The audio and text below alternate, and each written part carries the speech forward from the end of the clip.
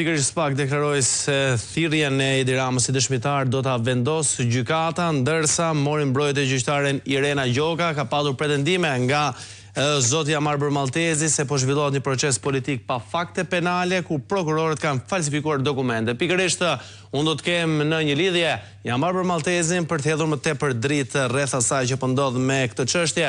Zoti Maltezi, përshëndetje. Përshëndetje, Arnold. E nisim pak me deklaratën tuaj të djeshme ku deklaruat se është një proces politik pa fakte penale ku prokurorët kanë falsifikuar dokumente. Për çfarë bëhet fjalë, zoti Maltezi? Atëherë, së pari, në rast se ju kujtohet të gjithë shqiptarëve, fillimisht para 3 vitesh, Spaku pretendoi që po niste çështje penale sepse pretendonte që kishte VKM apo ligje të personalizuara nga shkëlqësia e tij Sali Berisha.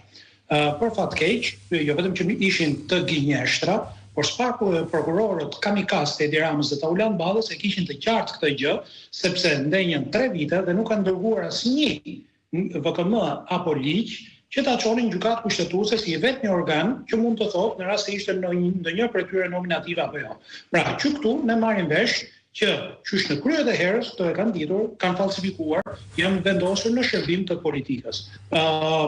Çfarë bëhet fjalë? Bëhet fjalë që mbi bazën e urdhrave publik të Edi Ramës në Kongresin e PS-s me 9/4/2022 dhe më pas në Asamblenë e PS-s me 7/5/2022, Edi Rama i bëri presion prokurorëve të Spakut, duke thënë zonja dhe zotëri të Spakut po delegitimoni ku kërkonte aso kohë arrestimin e zotit Berisha nga Asambleja e PS-s. Po, padyshim. Kështu që kjo ishte presion i hapur që ju bë Spakut që të procedonte Sali Berisha. E bukur është që kam dërguar aty një tabelë që prokurorët e Spakut, të 2 kamikazët e Spakut, menjëherë nisën 16 kërkesa, jo për ndonjë çështje, por thjesht për Sali Berishën dhe 3 breznin të tij, deri te mbesat qysh në kohën kur mbesat e Sali Berishës nuk kishin lindur ende, për të hetuar që nga 96 apo 95 çdo lloj gjëje që të kishin për Sali Berishën. Pra, këtu nuk kemi të bëjmë me një çështje ligjore, pra me hetim penal të ndonjë çështje, po ishin hetime për personin dhe jo për çështje. Hetime për personin të shtrirë në 30 vjet dhe në 3 brezni. Me përkufizim, kjo është për ndjekje politike, kjo nuk është ndjekje penale. Me përkufizim, të thjesht. Po të kemi parasysh më pas vetë dje, çfarë deklaruan prokurorët.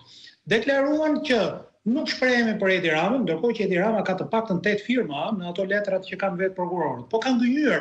Kanë gënjur deri aty sa e kanë quajtur Sali Berishën kryetar të KKT-s, të KRT-s të Tiranës. Ndërkohë që ka qenë kryebashkiaku Rama. Kryebashkiaku Rama ka qenë kryetari i KRT-s Tiranës. Pra, gënjeshtrat kanë qenë nga ato ordineret deri në gënjeshtra deri në ligjet. Pra, thonë që të ardhurat e Amarbër Maltezi janë pjesë bashkësisë ligjore kur kodi i familjes, që është domethënë është dokument publik, e thotë qartazi që të ardhurat në trashëgimi apo zhvillimi i trashëgimisë janë të ardhurat vetjake dhe nuk janë të bashkësisë ligjore. Ose tjetër, kanë gënjur deri për VKM-n. Kanë paraqitur sikur një VKM për letrat me vlerë u bë vetëm për të ndihmuar disa familje pronare, pak familje pronare dhe më pas u shfuqizua. Në fakt, është shfuqizuar vetëm një paragraf dhe thotë qartë, paragrafi që merrej me ato që e fitonin në ankan dhe jo me pronarët e tokës. Pronarët e tokës jetën mot e kanë pasur të drejtën që të përdorin letra me vlerë. Pra, kur arrin prokurorët të gjihen deri tek përmbajtja e ligjit apo përmbajtja e VKM-s, do të thotë që i ka zënë një hall goxha i madh. Po të kemi parasysh tjetër çfarë kërkuan dje prokurorët. Kërkuan që të mos pranohen dividit me urdhrat direkt politik të Edi Ramës që i ka thënë në Kongresin e PS-s dhe në Asamblenë e PS-s që të përndiqet Sali Berisha, me emër e mbi emër. Cila ishte arsyeja e tyre për këtë mospranim, zoti Maltezi? Si argumentuan, si justifikuan? Ato justifikuan duke thënë nuk kanë rëndësi për çështjen. Në fakt kanë shumë rëndësi për çështjen, sepse fill pas urdhrave të Edi Ramës, to prokuror keni një tabelë aty kanë bërë 16 kërkesa në çdo institucion të mundshëm duke kërkuar jo ndonjë gjë për ndonjë çështje penale të mundshme. Jo. Po duke kërkuar çfarë keni për Sali Berishën 30 vitet e fundit. Pra, duket qartë që kemi përndjekje politike bazuar mbi urdhrin e Edi Ramës që i tha skape. Kaq që thjesht është.